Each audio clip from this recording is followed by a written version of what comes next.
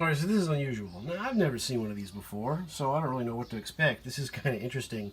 The motor is not bolted in any way other than there's tension on the wooden mount that holds the motor into the cutout space. And that's probably why I'll bet the thing was moving forward, and that's why someone put that tape in there for friction. And another thing, that's probably why it's hitting the front grate. So I think what you could do is you could simply just loosen this and pull the motor back into this housing a little bit so that it probably should all be all the way fairly back. So I think that's why it's hitting in the front. So that's a small little issue, especially compared to the coil not really working, and that's what scares me the most. So there you go. Interesting thought. I don't know if that'll work, but it might. So what I really would like to do would be to get the front grate off. We'll see. I don't want to unscrew the whole mount. You could. Then I could put it upside down and get this laying down here and then work on the blades and the motor. So we'll see what happens next. I don't know if I have the stones to try to do, because you got to get in there with all those screws up there. So we'll see. These are the screws came out of the back grate. And these are the screws and the wooden pieces that came off of the front grate. They were down here, holding the front grate down. And now we'll see if the front grate comes out without any real trouble.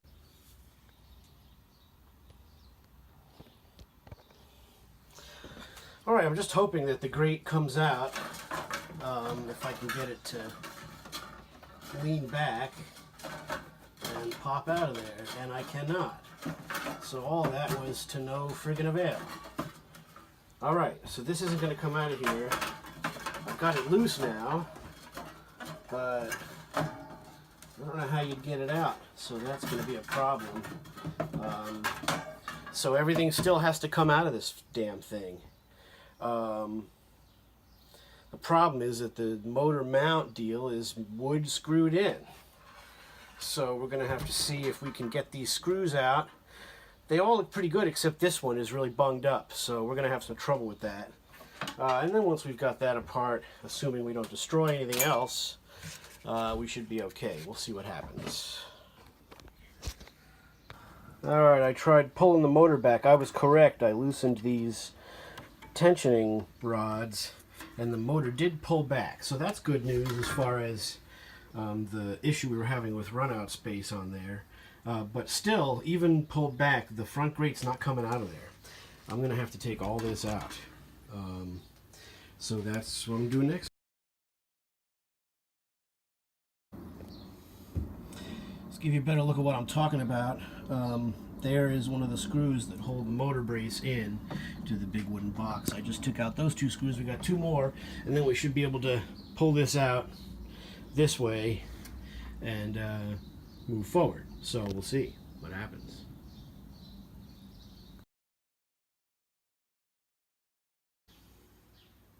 Alright, I got the motor mount out. I had to, as you can see, I had to pound on it a little bit to get it to move. But it's out. This is the case is upside down now because the cord is all running through. So I just wanted to try and get the motor apart.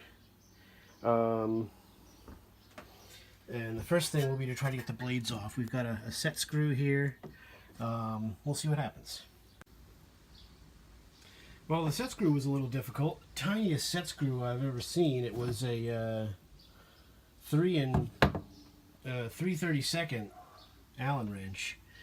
So the blades popped right off. I was really surprised because the set screw was kind of dry. Here's your motor.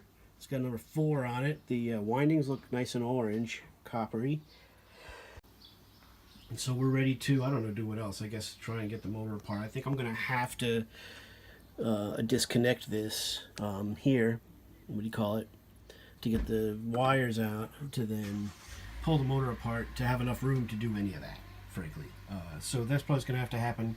So we'll get the motor cleaned and oiled properly, clean off the blades, dust out the box. This is what I was trying to get to, was to get the front grate out. So now that's out of there, and we'll clean it off. So that's the plan. So that's what we got going on with the old Mathis freaking cooler, dude. All right. And what's cool is it's got all 4 feet. You know, it's fairly complete. It's falling apart like a lot of these are, and it wasn't running right on low, which is probably a problem with the thing. So, you know, what you could probably do is just run it on off if you needed to. So we'll see what happens with that. It's got the old UL sticker on it. If you have any idea, here's what I don't know. I don't know much about these. Did they make different sizes? Are they all small like this? That's number 2.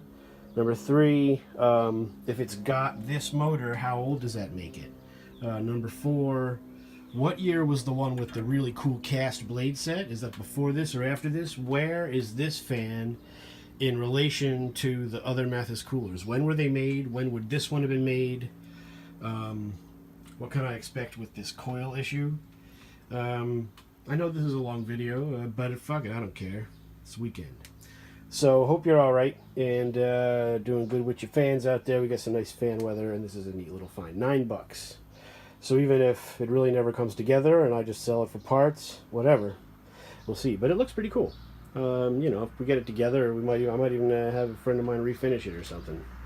We'll see. But it's all veneer. This is all veneer wood, so it's, you know, it's not like you would really do a proper restore on this. I don't know, whatever. But it's kind of cool. So we got it apart as best you can. Who knows if it'll go back together? That's really the hardest part.